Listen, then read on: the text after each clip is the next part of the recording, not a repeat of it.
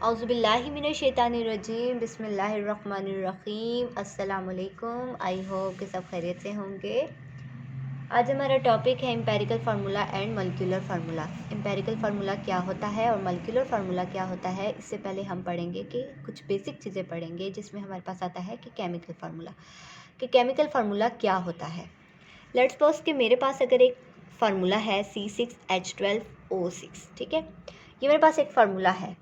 अब इस फार्मूले के अंदर जो सिंबॉलिक रिप्रेजेंटेशन होती है, मीन्स के सिंबल होते हैं, मीन्स के जैसे कि मैं कह सकती हूँ कि इसके अंदर कार्बन भी है, इसके अंदर हाइड्रोजन भी है और इसके अंदर ऑक्सीजन भी है। अब हम किसी भी एलिमेंट को हम जब उसके सिंबल से रिप्रेजेंट कर रहे होते हैं, मीन्स के कैपिटल लेटर से हम रिप्रेजेंट कर रहे होते हैं, वो उसका मतलब सिंबॉलिक रिप्रेजेंटेशन होती है, ठीक है, सिंबल से रिप्रेजेंट कर रहे होते हैं।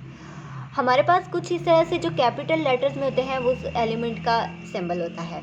कुछ ऐसे होते हैं कि जैसे मेरे पास हो गए कि अगर कैपिटल लेटर के साथ कोई स्मॉल लेटर है तो वो जो स्मॉल लेटर होगा वो उस कैपिटल लेटर का पार्ट होगा। जैसे कि सोडियम में है, अब ये सोडियम है, बेसिकली ये एक एलिमेंट है, लेकिन जो इसका ए है जो स्मॉल लेटर में है वो क्या है कि वो इस कैपिटल लेटर का ही हिस्सा है। जैसे कि मेरे पास क्लोरीन है, अब क्लोरीन के साथ जो मेरे पास एल है वो क्या है, वो स्मॉल लेटर में है, तो वो इस सी का ही पार्ट है कि सी हमारे पास कैपिटल लेटर में होता है, ठीक है। तो ये हमारे पास होता है। तो हम सबसे पहले केमिकल फार्मूला देखते हैं कि केमिकल फार्मूला क्या होता है। कि हम सिंबॉलिक कोई भी रिप्रेजेंटेशन हम कर रहे होते हैं उसको हम केमिकल फार्मूला कहते हैं। जैसे कि मेरे पास है कार्बन है, हाइड्रोजन है और ऑक्सीजन है। अब आप देखें कि ये मेरे पास एक फार्मूला है C6H12O6। ये मेरे पास एक क्या है, केमिकल फार्मूला है, ठीक है। अब इस केमिकल फार्मूला की आगे जो है वो मेरे पास फर्दर 3 टाइप्स हैं। इसकी केमिकल फार्मूलाज की कितनी टाइप्स हैं, 3 टाइप्स हैं, जिसमें से एक मेरे पास आती है मॉलिक्यूलर फार्मूला, जो कि आज हम डिस्कस करेंगे। सेकंड है मेरे पास एम्पेरिकल फार्मूला, जो भी आज हम डिस्कस करेंगे, हमारा टॉपिक ही यही है। और थर्ड वन मेरे पास आता है स्ट्रक्चरल फार्मूला। स्ट्रक्चरल जो बेसिकली वो है वो मतलब बड़ी क्लासेस में आता है, इसलिए हम उसको आज डिस्कस नहीं करेंगे। जस्ट आज हम ये 2 टॉपिक ही डिस्कस करेंगे। अब बेसिकली मॉलिक्यूलर फार्मूला क्या होता है, देखिए मेरे पास मैंने जब यहाँ पे लिखा कार्बन 6H12O6, ये मेरे पास फार्मूला है और ये मेरे पास किसका फार्मूला है, ग्लूकोज का फार्मूला है। अब ये मेरे पास ग्लूकोज का फार्मूला है तो इसके अंदर कार्बन कितने हैं, 6 है, हाइड्रोजन कितने हैं, 12 है और ऑक्सीजन कितने हैं, 6 है। अगर मैं सबसे पहले मैं इनके जस्ट मैं देखूँगी इसमें कौन कौन से एलिमेंट हैं, इसमें कार्बन है, इसमें हाइड्रोजन है और उसमें ऑक्सीजन है, ठीक है। अब दूसरी बार मैं देखूँ कि कार्बन के कितने आइटम्स हैं, 6 है, हाइड्रोजन कितने यूज़ हुए हैं, 12 और ऑक्सीजन के कितने हैं, 6। अब मैं क्या करूँगी कि मैं इनको सिंप्लीफाई करूँगी इनको, क्योंकि ये मेरे पास मॉलिक्यूलर फार्मूला है। अब मैं इसको सिंप्लीफाई करूँगी और सिंप्लीफाई मैं इस तरह से करूँगी कि मेरे पास कोई भी एक ऐसा मतलब मेरे पास होना चाहिए, डिजिट होना चाहिए जो कि तीनों पे डिवाइड हो सके, इजीली तीनों पे डिवाइड हो सके। जैसे मेरे पास 2 है तो 2 3 पे भी 6, 2 3 ज़ा 6 होता है, 2 6 ज़ा 12 होता है और 2 3 ज़ा 6 होता है। 3 भी आता है, 3 2 ज़ा 6 होता है, 3 4 ज़ा 12 होता है और 3 2 ज़ा 6 होता है। लेकिन मैं यहाँ पे वो डिजिट लूँगी जो सबसे सिंपल हो, मीन्स के 6 मैं लेती हूँ। अब मैं क्या करूँगी कि मैं 6 को इन सब के साथ डिवाइड कर दूँगी। अब मैं जैसे 6 को डिवाइड करूँगी तो मेरे पास रेशो क्या आ जाएगी, 1:2:1, मीन्स के मेरे पास कितने हैं, कार्बन 1 आगे, हाइड्रोजन मेरे पास कितने आगे, 2 आगे और मेरे पास जो ऑक्सीजन है वो भी मेरे पास क्या है, 1। अब मेरे पास जो ये निकला है CH2O, मीन्स के कार्बन 1 है, हाइड्रोजन इसमें 2 है, ऑक्सीजन 2 है, ऑक्सीजन 1 है।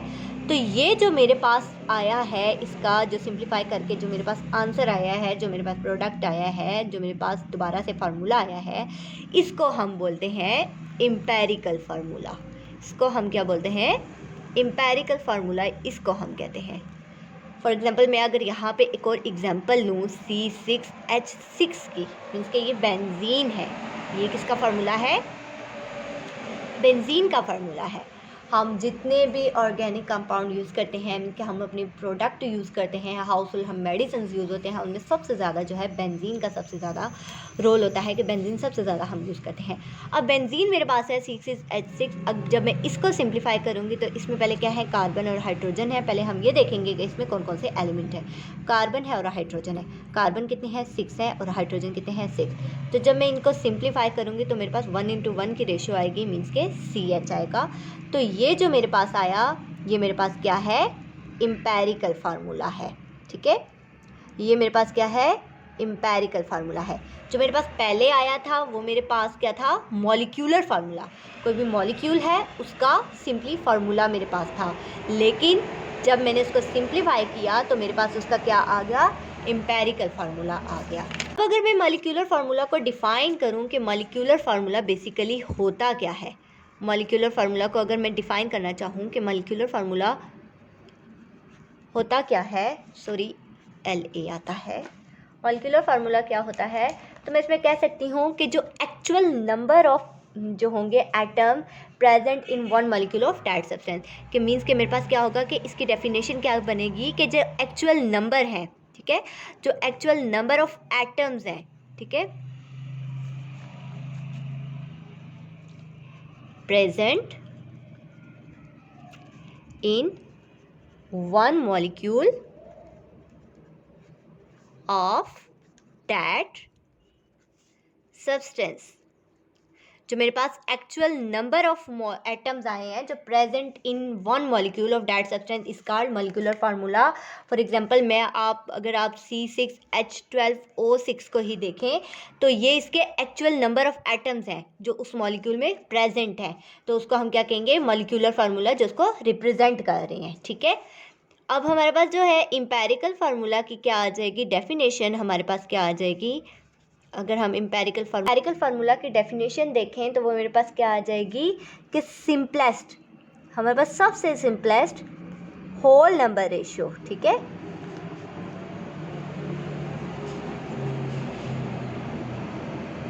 ऑफ एटम्स, ठीक है, मतलब कह सकते हैं कि simplest whole number ratio of atoms of that substance, के सिंपलेस्ट के जितने सिंपलेस्ट होल नंबर रेशियो होगी, ठीक है, एटम्स की उस सब्सटेंस के अंदर, उसको हम एम्पिरिकल फार्मूला कहते हैं। मीन के इसी के ग्लूकोज की जो हमारे पास निकली थी वो क्या निकली थी, CH2O। ठीक है, ये हमारे पास empirical formula and molecular formula है। अब कुछ एलिमेंट जो है वो ऐसे होते हैं, इसका हम ये कह सकते हैं कि कुछ एलिमेंट ऐसे होते हैं जिनमें जो है कुछ एलिमेंट ऐसे होते हैं कि जिसमें एम्पिरिकल एंड मॉलिक्यूलर फार्मूला जो होता है वो दोनों का सेम होता है। फॉर एग्जांपल मैं वाटर लूँ, H2O की एग्जांपल लूँ, NH3 लूँ, इसके बाद मैं CO2 लूँ, तो इनमें आप देखें कि इनमें अगर मैं रेशो देखूं तो 2:1 की रेशो होगी, 1:3 की रेशो होगी, 1:2 की रेशो होगी। अब ये जो रेशो है क्या है कि इनको मैं सिंप्लीफाई नहीं कर सकती हूँ, ये इसी तरह से रहेंगी। तो ऐसे जो कंपाउंड होते हैं जिनकी मतलब जो सिंप्लीफाई नहीं हो सके, उनका मॉलिक्यूलर फार्मूला और एम्पिरिकल फार्मूला मीन्स कह सकते हैं कि हम इसका एम्पिरिकल फार्मूला और इसका जो मॉलिक्यूलर फार्मूला होता है वो दोनों का क्या होता है, सेम होता है। ठीक है, मतलब वो चेंज नहीं हो सकते। अब अगर हम इसकी बात करें, एक और हम छोटी सी बात करेंगे कि एम्पिरिकल फार्मूला क्या होता है, कि इसको हम इसको यूज़ कर सकते हैं, it is use for both molecular and ionic component.